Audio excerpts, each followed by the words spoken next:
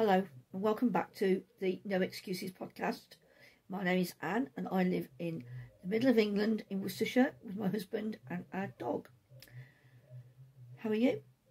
It's been about a week since I podcast and I've just been for my second vaccination, so all's good. Yeah, that went without a hitch. In fact, I was out virtually before my appointment was due. It was pouring down just before we got in the car. And then pouring down when we pulled up outside the doctor's. Really lucky that we were able to park right outside the surgery today. Yeah, and neither of us had coats on because I just find I'm quicker if I don't have a coat on. I'd rather get wet, especially since we had to keep to a strict appointment time. So yeah, so that went well. And now we've got blue sky. It keeps pouring down and hailing. And then it's lovely blue sky and it's getting warmer. Oh, British weather is changeable to say the least. Anyway, enough of that. At the end of this podcast, I will be telling you about the draw. I did it on Friday. I have 2 names and I've got all the stuff here next to me and I should be packing it up as soon as I've announced the winners. And I'll wait for them to get in contact with me.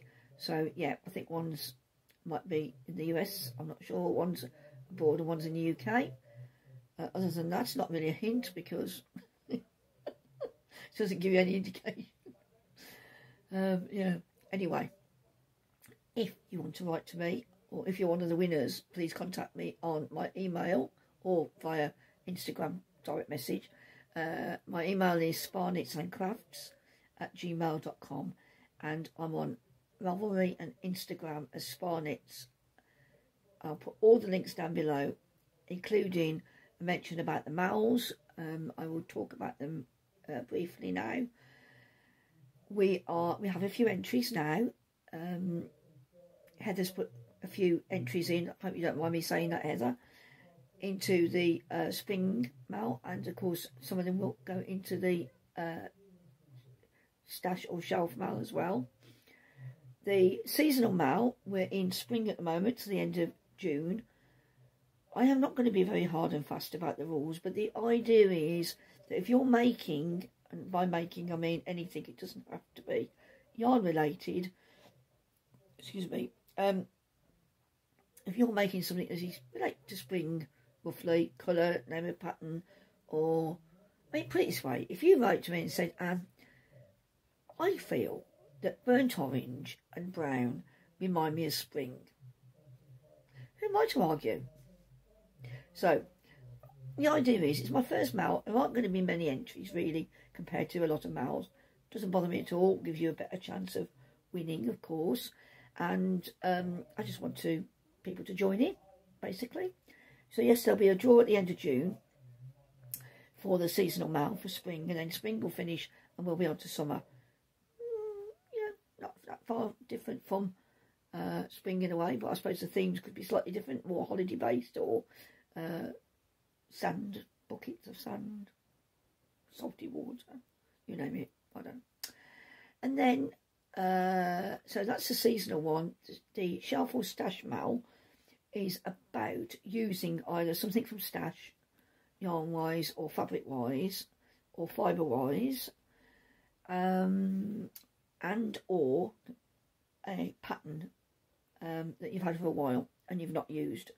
So the idea is, for instance, I've got lots of books that I've not done a pattern out. I've got some pom-poms, I've got a couple of Amy Herzog's, I've got bits and bobs that I've bought because I've seen things that make them sound like they might be interesting books, and they are, they're all nice books, but I don't tend to read them or haven't used them. Interestingly, if you watch Angela from Yarn and Yarns, Angela was saying the other day that she's got all these books on her shelf that she says she doesn't know whether she's knitted anything or made anything out of them, and she was looking for a pattern for her beautiful hand spun. She's really good at spinning, and she was going to choose something, and she found a couple of projects in the video that she was thinking of doing with her hand spun, and she got them all from the books on her shelf. So, Ange, if you're watching, enter them out. But it's sort of exactly the sort of thing I'm aiming for, really. I'm thinking of myself, and eventually I will do something to enter the Malmys, you know, even though I don't qualify, I can't give myself a prize. I give myself enough prizes, I tell you. But yeah, that's like the idea behind the Malls. So there is an Instagram hashtag down below as well, if you'd rather use Instagram than Ravelry, or I had email entries as well, so you know, you can contact me in whichever way suits you. The only thing I haven't got is a Facebook group.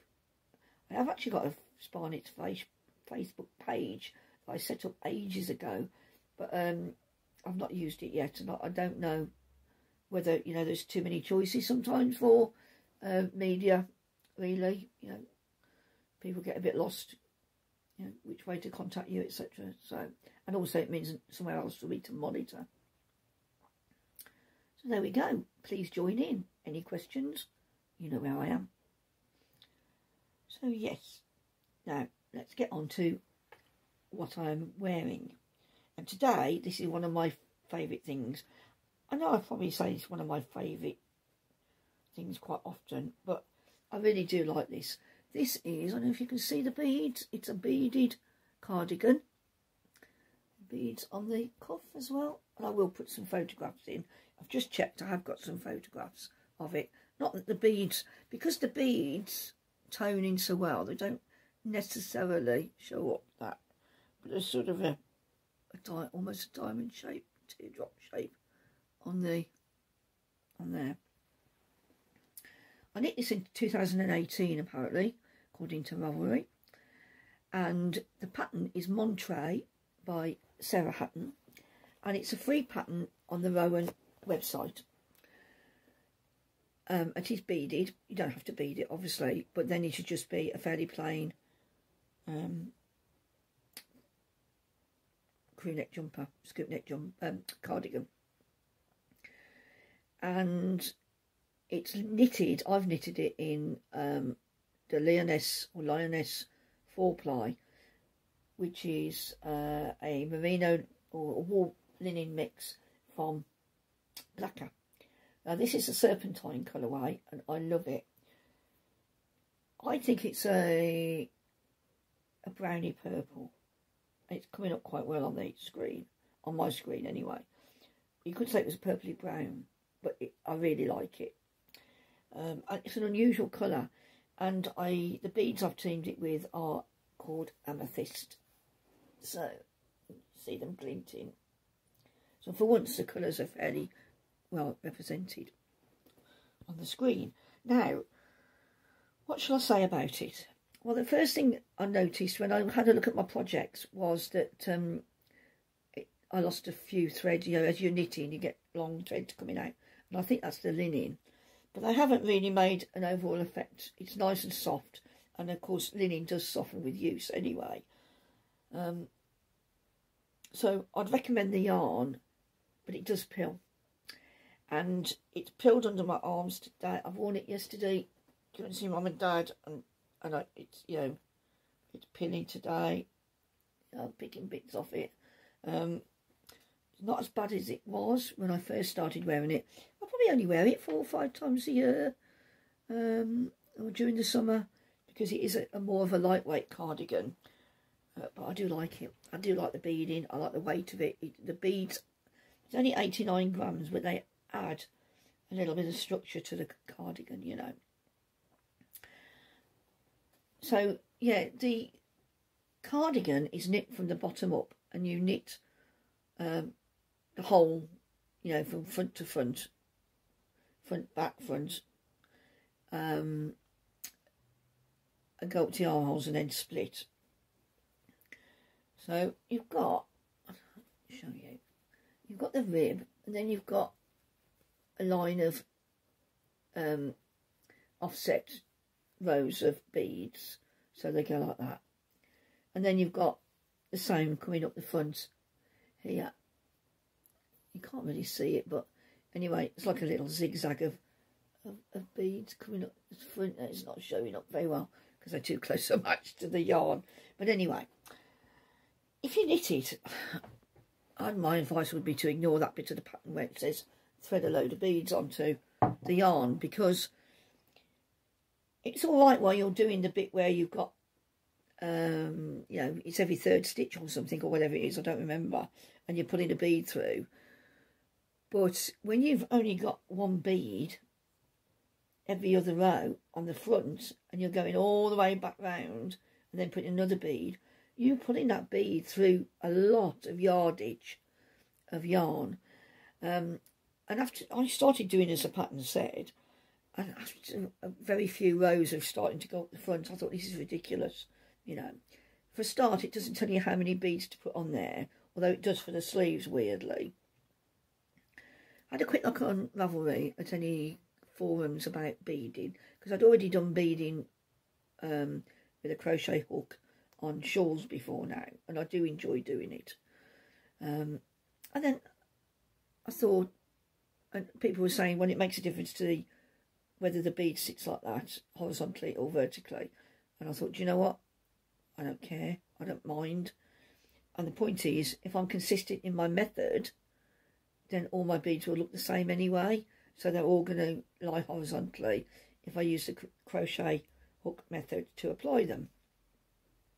So I undid what I'd already done, because I had to undo the bits above the rib because they were sitting vertically, because they'd been threaded onto the yarn, whereas I wanted to put them with the loop coming up.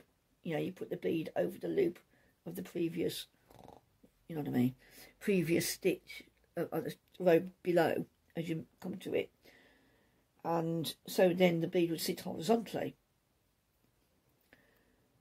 So yeah, so I did have to do that. I had to go back to the rib and start putting the beads on again, but I'm glad I did it, because A, it made me quicker, much quicker, because I wasn't pulling through a single bead. You know, I mean, when you knit a row, it's nearly 4 times the amount of yardage, isn't it? If you measure, say it's a foot that you're knitting, then you need nearly 4 foot of yarn to complete that row. And I thought, this is ridiculous. It's going to wear the yarn, and I quite like the way it is anyway. I mean, they look fine horizontally. And then when you get up to the yoke, I can't remember if it's charted or not actually. Say it is a free pattern. I wanted to add more beads, so I might have added a few more beads to use them up. So I did a few more beads. The only thing I will say about it is, because I've got no shoulders but big boobs, I end up doing a bigger size. So it doesn't sit brilliantly on my shoulders, but because it's a yoked, not yoked, but because it's got beads on it, I didn't want to mess with them. There was no way I was messing with these beads layout, you know. So yeah, I really like it. I'm pleased with it. Would I knit another one? I don't know actually. It's worth thinking about. I don't know whether I'll use this yarn again, because I see bits and I think, oh, it's my hair falling out again. It's a bit of linen, but yeah, and I don't know exactly how it's going to wear. It's very flat near the boobs, you know, where my arms and my boobs meet, where I wear things down and make them pill. It's quite flat, whereas the others still got a bit of texture. But I really like it. Really like it. Recommend it overall. So yes, that's what I'm wearing today. I'll put some extra photographs in, and I think the beads were a size 8. So it says, but I've got a feeling I might be a size 6. The higher you go, the smaller they are. Yeah. I'm not a bead expert. I need to show you something else. I'm going to stop the video in a minute, because the whole point of this was showing you, I was going to show you 2 beaded items I've got. But first of all, I want to talk to you. I've got no finished items. Quite bad, isn't it, for a podcaster? But I started the Poetra last week, and I showed you. I just literally cast on. And I've wanted to knit that jumper for some time, but I came to a complete standstill when it came to reading the chart. Now the chart is fine, it's not that complicated, and I'm sure it's one of these patterns where once I get into it I wouldn't need to look at the chart, to be honest. But, you know, I'm fairly good at picking lace up most of the time. But of course you don't want to put a foot wrong while you're doing, when you're starting on the chart. So the basic repeat in the middle, that's fine, I can learn that off by heart. But you have to get used to that repeat in order to be able to include the stitches either side. So I like to have it in my head so that, you know, I can think, oh, that's that thing, therefore I do that. But the chart was written on a piece of A4 and it's so small that I couldn't see it.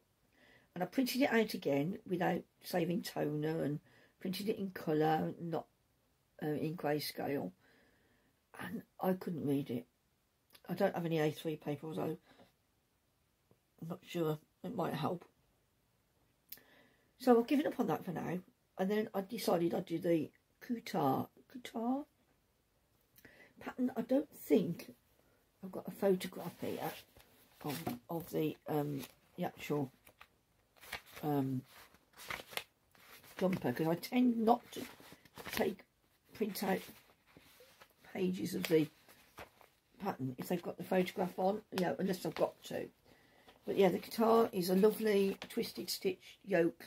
It's knitting from top down, and it's by Sari Norlund again. I'm going to do that, but I started swatching because it said swatch using the sleeve chart, and I realised I was doing it flat and I should have been doing it in the round. And I was chatting to Penny and I said, oh, I'm just going to rip all this out now while I'm talking to her. I ain't got very far. And then I couldn't find me other 3.25 needles to just do the swatch on stocking stitch. I thought if I did that and that's accurate, then I'm not going to worry about the lace. I'll just go for it. Anyway, so yes, I shall be knitting that jumper. I'll put a photograph in here of it. I really like it in that grey instead of the Poetra, and then I'll see if I can tackle the Poetra some other time, or yeah, because I'd like it. I just think I need to find a way of printing the chart out so it stands up better. Considering it's the same designer, the chart for the other jumper, the Kuutar, I don't know how you pronounce this, is much clearer, but it's smaller. So yeah, so my start was almost immediately ripped out. Never mind. This is my Ranunculus, which is still not finished, but I have taken it off the back of the door. I've taken all the stitch markers out that I had, and I've just measured it now, and I've done, you know, longer sleeves. I've done a much longer body. My body measures 38 centimetres, no, 38 centimetres, and the pattern calls for 18. So yeah, mine's considerably longer. But when I tried it on last night to see what I wanted to do about the neck, although I'm happy with the rest of it, Tom still thinks the sleeves need to be a bit longer. But I'm happy with it. I thought the cast off was just that little bit, it felt tight against the ribbing. The ribbing's a lot slacker than so I may just do that. I may take the last row, the cast off row, and the last row of rib, and then do an even stretcher cast off. I think I just did a standard one. Put a little bit of a marker in the back. Now that looks very high contrast on the screen. It's not that bad actually in real life, just so we can see where the back is when Tom's helping me dress, because it's not always obvious, is it, on these jumpers. I'm happy that the pattern's coming out quite well. It needs washing and blocking, but in this weather I'm not risking it, because I want to do it outside on the flat. And of course with Bert and the wheelchairs, we don't really have any space in the house. And when I tried the neck on, it is just too baggy. I went straight to, without giving anything away of the pattern, I went straight to the number of stitches that you end up with around the neck. knowing that I'd have to go back in and pick them up, and I'm just going to add a bit of rib, a bit like I did with the Love Note, really. I think it needs to be probably 10 to 15 stitches fewer. 10 might do it. It wasn't overly loose, so I will do that. Now, have you seen Sue's? Hello, Sue.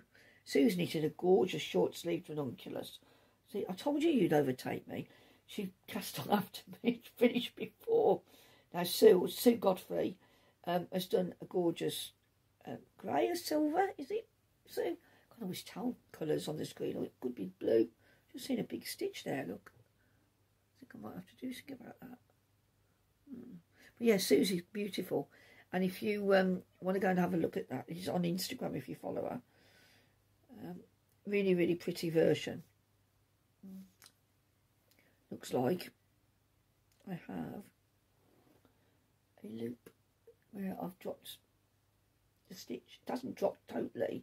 I've just missed a stitch. That would have been probably picking it up and adding length all the time. So I'll just put a needle through that and make it look better. You have to be careful when you're sewing ends in on this because it's a loose gauge, don't you? And you have to try and stop if you can at the back. Well, for me anyway, that's better because I'm sat down all the time. So somebody point down the back of me and go, I can see where you joined your yarn. But yeah, I'm pleased with it. And do you know what Tom said? He said, Mum said, when I go, you can't hear what I'm saying. I put it on last night and Tom said, that's really nice. He said, it's like a nettle colour. I looked at him and I went, it is. It's called Light Nettle. I said, you knew that, didn't you? He said, no, I didn't. He said, I've just seen other things dyed with nettles. I don't want him knowing too much. It's not good for him. Not good for him. Not good for me. I don't know why, but I've got this feeling. So that's Ranunculus, and if the weather holds for more than a few hours, then, because it'll dry in no time, I think, but I do want to block the yoke properly for a change for me. And the other one I was working on, now Sally, not Sal, the one who donated prizes for the thing, but Sally said to me that she thought my soldotna was parrot coloured, and I think that's a really good description, because Tom said Fisher Price, and I think parrot suits it very well, actually. So my parrot soldotna, I ripped all the colour work out. I went all the way up to the underarms, and I started again, doing a few increases coming down the body, so it would be very, very slightly, instead of being straight, it would be very, very slightly A-line. But I started knitting on the yarn that I just pulled out, and it's very wrinkly, and it looks significantly wrinkly compared to the bit that I haven't pulled out. And I think I've used a size larger needle as well, so it grows quicker. It was knitted on a 375 and I've just gone up to a 4, so it's not, you know, I put them two together and it's not really noticeable. So I've got another hank of the yellow because I bought plenty initially, and I've wound that up and I'm going to start knitting on that. At the moment I'm just trying to find out where I started, going round and round and round, and when I've started doing that, I will then put the skeins back onto a niddy noddy, or I don't think, you know, I think that's going to be easier for me than trying to wind back onto the Swift. I've got no chance of doing that. So I put them on the niddy noddy, reskein, hang them, and give them a quick soak and put, well, decent soak, put them on the line when the weather allows. So the soldotna might not get finished anytime soon, really, although because I bought so much yellow, I could just use that yellow, you know, another hank if I needed it, and then put the yarn that I'd started, that was originally in the jumper, I could put that back into storage. Be with me. There'll be a quiz at the end to see whether you've been listening. So yeah, so that's all my knitting. I've hardly done any knitting in the last week because I've been sewing. So I'm going to talk about that in a minute. But first of all, I'm going to say ta-da. Don't go anywhere. I'm just going to stop it because it's nearly 25 minutes that I've been rabbiting on. And we will start again. See you in a minute.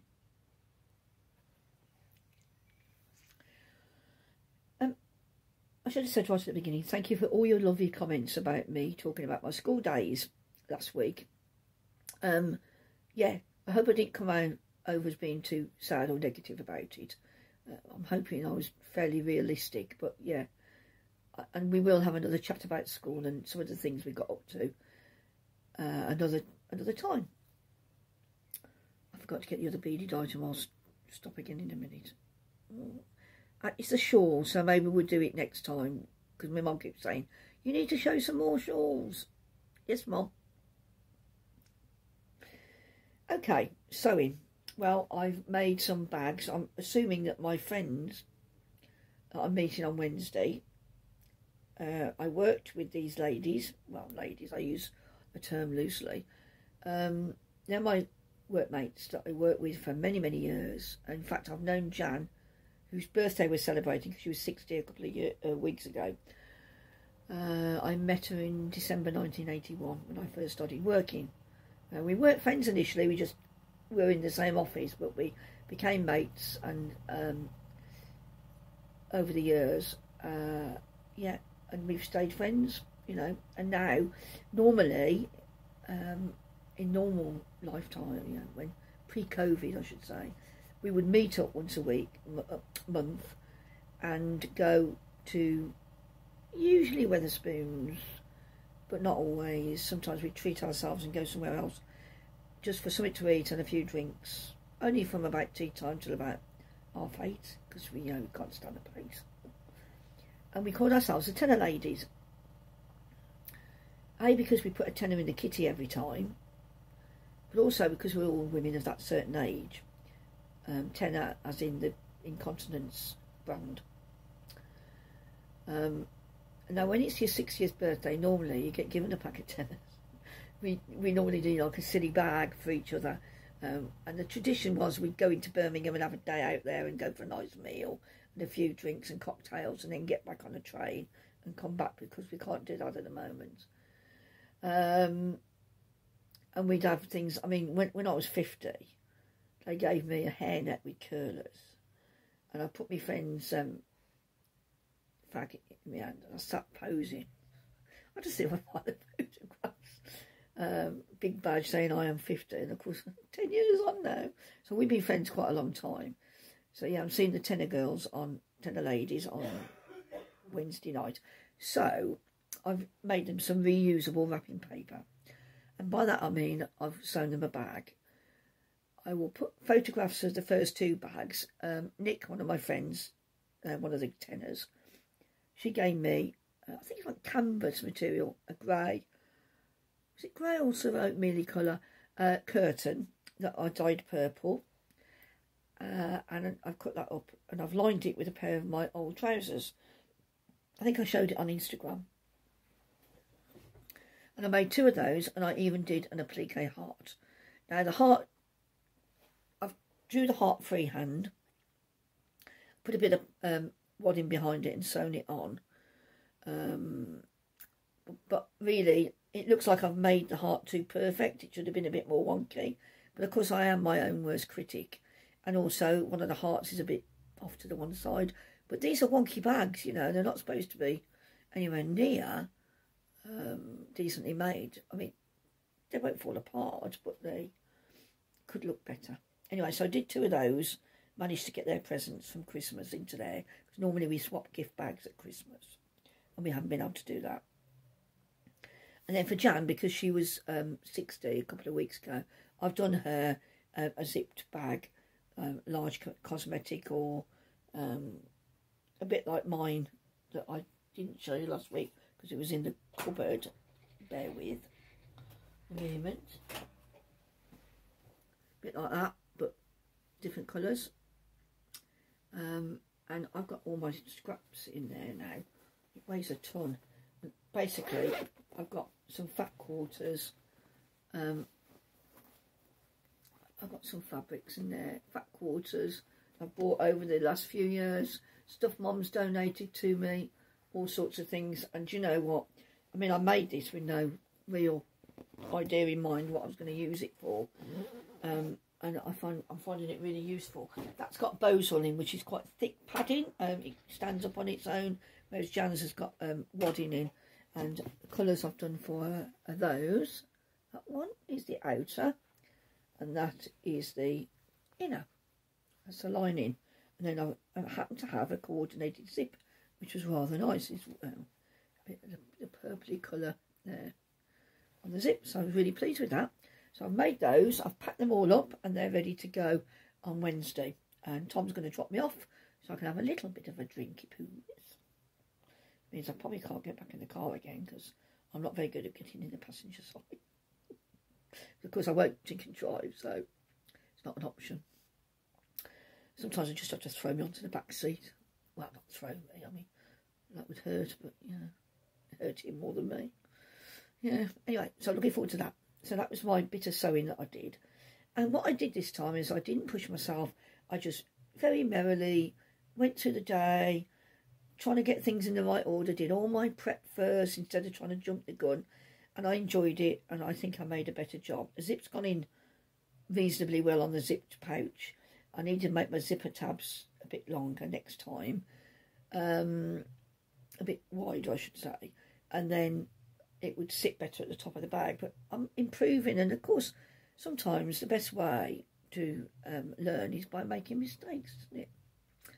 Well, that's my theory. So yes, I've done that, and yeah, and that's kept me busy craft wise, not done anything else. So I've been buying. I bought an investment piece. This is, I'm not going to do it for you. You deserve it. Whether I can get it back, I don't know again. That's nobody's business. This is the Lewis and Irene, and it's called the Queen Bee range. And I like anything to do with bees. I am a member of the Bumblebee Conservation Trust. I have a bee hotel where they can check in and check out when they want. You know, I've got bee earrings, which I should have put on. So I won't show you all of them, but I've got basically a fat quarter. I mean, look at that. Isn't that just gorgeous? And I love, what I love is the colours. I love the subtlety. The fact it's like what do you call it? It's like a peachy pink almost. And then you've got that one, which is the same, but it's greener or greyer. So, and then you've got the dark purple one. And then you've got this print. I might as well show you more. Well, wait, that's prints. It was either this or the fairy clocks that Lewis and Irene do. And they do that in the blue as well. And there's a green there. And then you've got hive, got hexagons. That's very bee, isn't it? Bee.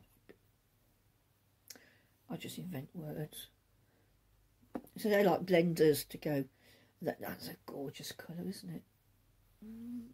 Could I wear it? And then this is like a lilac-y colour.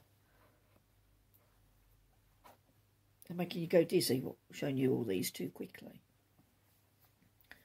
Close your eyes if I'm darkish blue. And then you've got bees, just bees. Bees and little tiny flowers in like a creamy colour.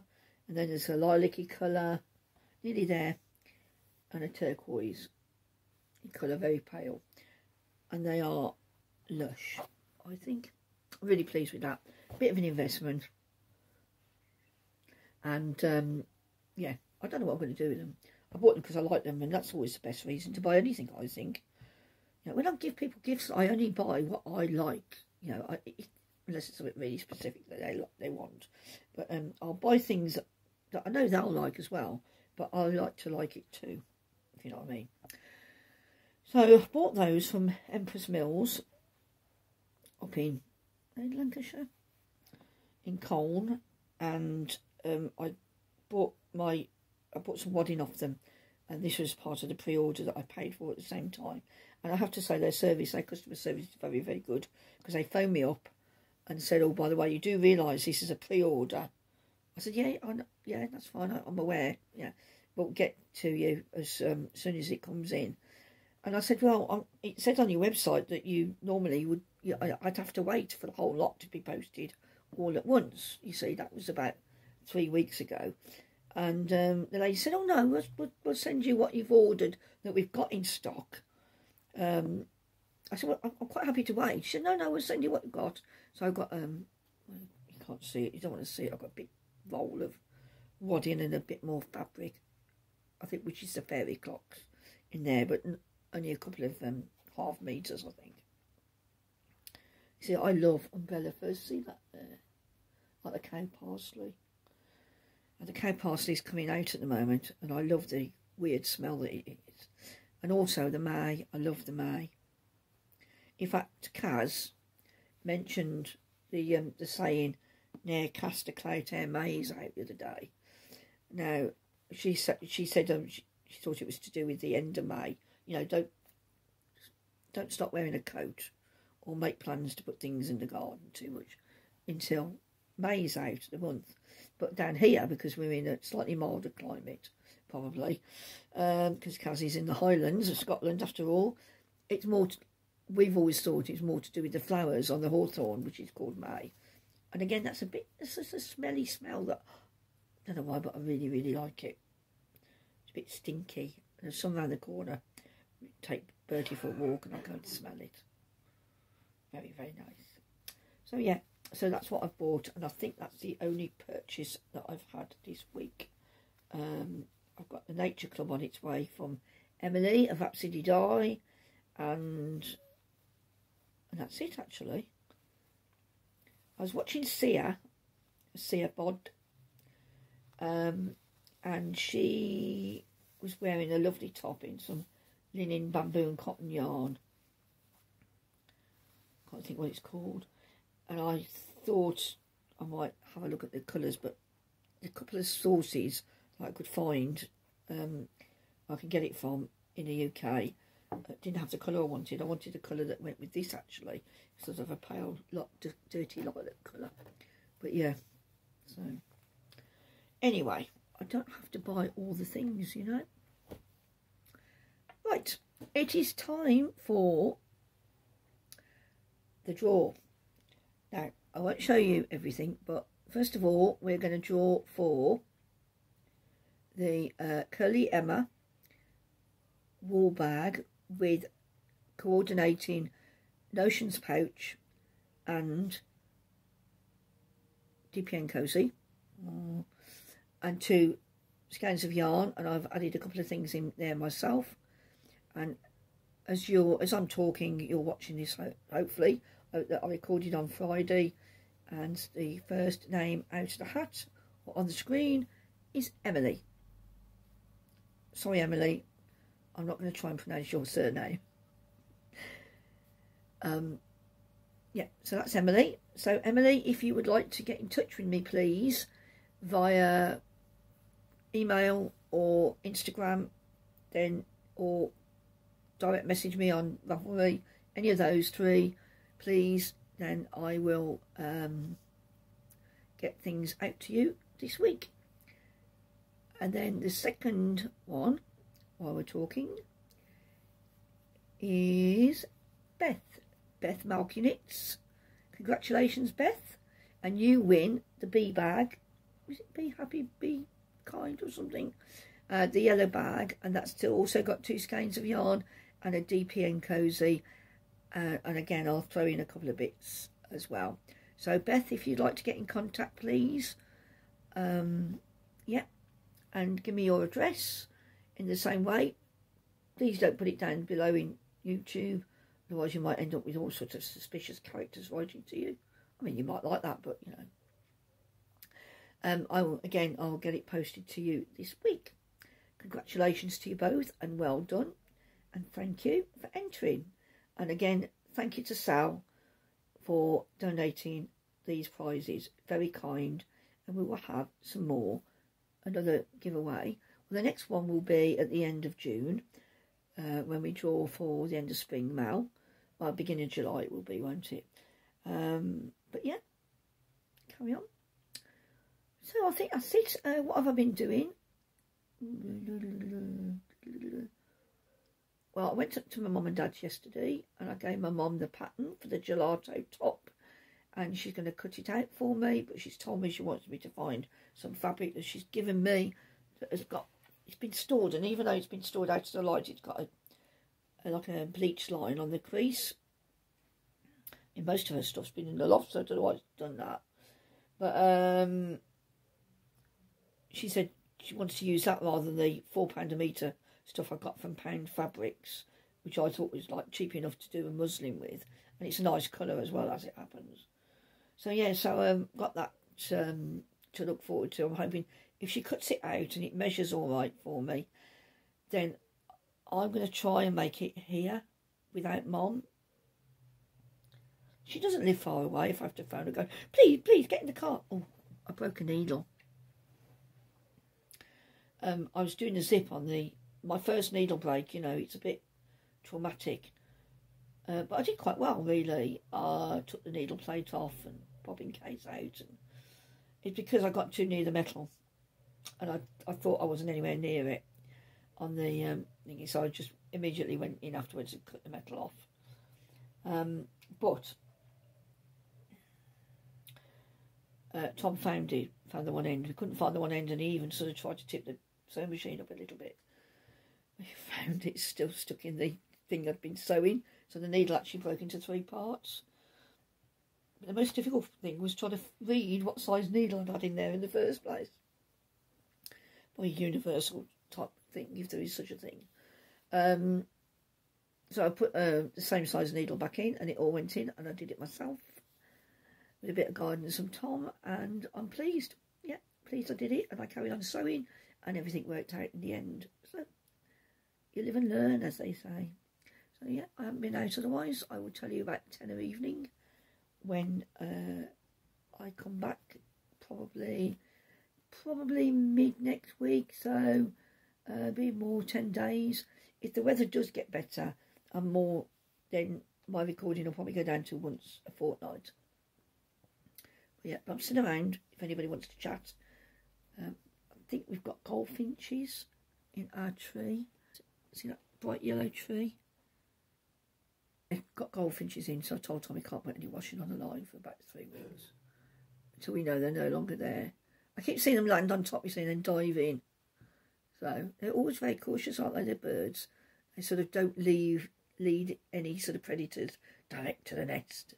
So yeah, that'd be nice. They've tried nesting there before, but we've always frightened them by putting washing on the line, and they've abandoned the nest. And it's a shame really, because one of the nests was beautiful, but really, really well made, and obviously it didn't have any eggs in it, so they hadn't got to the point of laying, but it obviously looks like it was a finished nest. I'm yattering now, aren't I? Can't think of anything else to say at the moment. Not like me to be lost for words. So I shall speak to you soon. Please get in touch, Emily and Beth. And yeah, we'll chat again in the very near future. Okay then, you look after yourselves. Take care. Ta-ra.